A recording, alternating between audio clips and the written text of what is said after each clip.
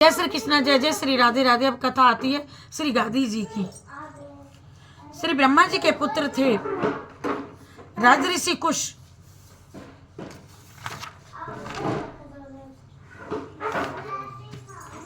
और कुश के पुत्र थे कुशनाभ हुए। राजा कुशनाभ के कोई पुत्र नहीं था, अतः श्रेष्ठ पुत्र की प्राप्ति के लिए इन्होंने पुत्रेष्ट यज्ञ का अनुष्ठान किया। इस यज्ञ के अनुष्ठान काल में परम उदार ब्रह्म कुमार महाराज कुश ने इनकी देवता पितरों के प्रति अगाध श्रद्धा देख करके ब्रह्मलोक में आकर के आश्वासन दिया, बेटा कुशनाभ, तुम्हें अपने समान ही परम धर्मात्मा गादी नामक पुत्र प्राप्त होगा और उसके द्वारा तुम्हें संसार में अक्षय कीर्ति उपलब्ध होगी। पृथ्वीपति कुशनाभ से ऐसा कहकर के राजऋषि कुश आकाश में प्रविष्ट हो सनातन ब्रह्मलोक में चले गए। कुछ काल के पश्चात बुद्धिमान राजा कुशनाभ के यहाँ परम धर्मज्ञ गादी नामक पुत्र हुआ। ये कान्यकुब्ज देश के राजा थे और महाराज गादी दीर्घ काल तक पुत्रहीन रह गए।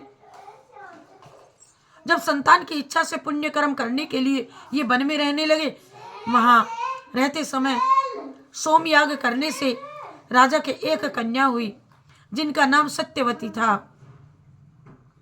भूतल पर कहीं भी उनके रूप सौंदर्य की तुलना नहीं थी। परम तप में संलग्न महर्षि ऋचिक ने राजा गादी से उस कन्या को मांग लिया। ऋषि की सामर्थ्य से सुपरिचित राजा गादी ने यथार्थ शुल्क रूप में 1 सहस्त्र ऐसे घोड़े मांगे जो चंद्रमा के समान कांतिमान और वायु के समान वेगवान हो तथा जिनका एक एक कान श्याम रंग का हो। महर्षि ऋचिक ने वरुण देवता से 1 सहस्त्र अश्व लेकर के राजा गादी को दे दिए। तब राजा गादी ने अपनी कन्या को वस्त्राणु भूषणों से विभूषित कर रघुनंदन ऋचिक को दे दिया। इन्हीं महर्षि ऋचिक की कृपा से राजा गादी के विश्वामित्र जी सरीखे पुत्र रत्न उत्पन्न हुए। राजा गादी महान योगी और बड़े भारी तपस्वी थे। वे प्रजा का पुत्रवत पालन करते थे और प्रजा भी इन्हें साक्षात भगवद रूप समझती थी।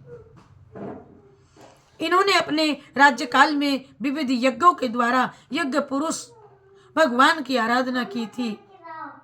इनका संपूर्ण जीवन साधना में था। जब इन्होंने अपने पुत्र विश्वामित्र को राज्य पर अभिषिक्त करके शरीर को त्याग देने का विचार किया, तब सारी प्रजा इनसे नतमस्तक होकर के बोली, प्रभु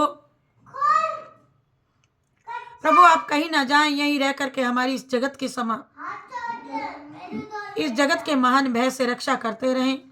राजा गादी ने विश्वामित्र के सद्गुणों की प्रशंसा करके प्रजा को आश्वस्त किया और मंगल मुहूर्त में विश्वामित्र जी को राज सिंहासन पर बैठा करके स्वयं प्राणायाम के द्वारा प्राणों का उत्क्रमण कर भगवत भाव को चले गए।